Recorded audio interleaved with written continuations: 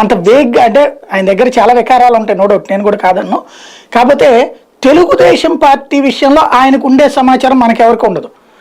షర్మిల విషయంలో, తెలుగుదేశం పార్టీ విషయంలో ఆయనకి మంచి సమాచారం మనందరికంటే ఎక్కువ ఉంటుంది.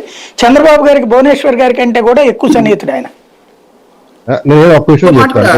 ఇంకో మాట, జనసేన కలిసి అంటున్నాడు ఆయన.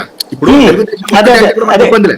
టీడీపీ జనసేన కలిసి బతిన్లు ఆడుతున్నాయి, వాళ్ళేదో బలవంత పెట్టి టికెట్లు అడుగుతున్నారు పొత్తు పెడతాను. మా సోదరుడు లేవనెత్తిన అంశాన్ని నేను నా ఫేస్బుక్ దాని మీద ఎక్స్ప్లెనేషన్ ఇస్తూ కూడా పోస్ట్ పెట్టారు. ఇప్పుడు మీరు ఎంత లోతుగా అడిగారు కాబట్టి ఆ పోస్ట్ నేను రాసి కూడా చదివి వినిపిస్తాను. మైనారిటీల అప్పీజ్మెంట్ అనే దానికోసం మనకి దూరం అవుతుంది ఓటు అని అంటున్నాడు. ఇప్పుడు మైనారిటీలు అసలు బీజేపీనే సపోర్ట్ చేస్తారు కదా దేశవ్యాప్తంగా, ఉత్తరప్రదేశ్ లో కూడా. అసలు ఎక్కడ చూసినా మైనారిటీలు దేశవ్యాప్తంగా బీజేపీని సపోర్ట్ చేస్తుంటే, ఆంధ్రాలో పొత్తు పెట్టుకుంటే తెలుగుదేశం మైనారిటీలు దూరం అవుతాడు. ఈ పిచ్చివాదన ఏంటి? బీజేపీకి ఈ రోజు అతిపెద్ద ఓటు బ్యాంక్ గా మారింది మైనారిటీలు, ముఖ్యంగా ముస్లింలు. ముస్లిం మహిళలు అయితే హోల్ హార్టెడ్ గా బీజేపీకి అండగా నిలబడ్డారు. మీకు ఇంకో విషయం కూడా చెప్తాను. అసలు ఈ దేశంలో కొట్టుకుని తెచ్చింది ఎన్నో పథకాలకు కారణమైన అయోధ్య రామ మందిర విషయంలో బీజేపీ తీసుకున్న నిర్ణయానికి ఎక్కడైనా ముస్లిం మత పెద్దలు ఈ రోజుకి అభ్యంతరం వ్యక్తం చేస్తున్నారా?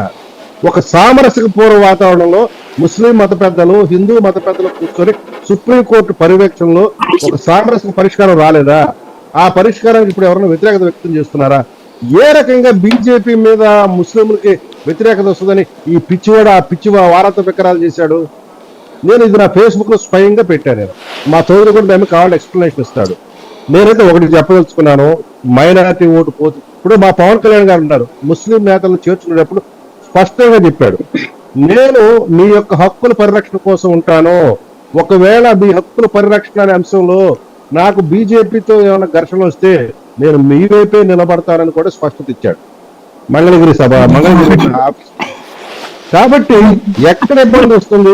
వీడు వికారాలు వాడు ప్రొజెక్ట్ చేసుకుంటాడేమో. కానీ ఇంకొకటి చెప్తున్నా, పాంచజన్య అనే పత్రిక బీజేపీ కానీ ఆర్ఎస్ఎస్ కానీ అధికారిక పత్రిక, అందులో వచ్చేది వాళ్ళ యొక్క మన భావజాలను మొత్తం స్పష్టంగా ఉంటుంది, ఏ మెథడ్. అట్లాగే సామ్ అనే పత్రిక మన ఉద్దవ్ దాఖలే వాళ్ళ పార్టీ ఉంది, అది వాళ్ళ అధికారిక కరపత్రిక. కానీ ఆంధ్రజ్యోతి అనేది తెలుగుదేశం అధికారిక కరపత్రిక కాదు, వాళ్ళ భావాలను ఇది రిఫ్లెక్ట్ చేస్తూ ఉంటుంది.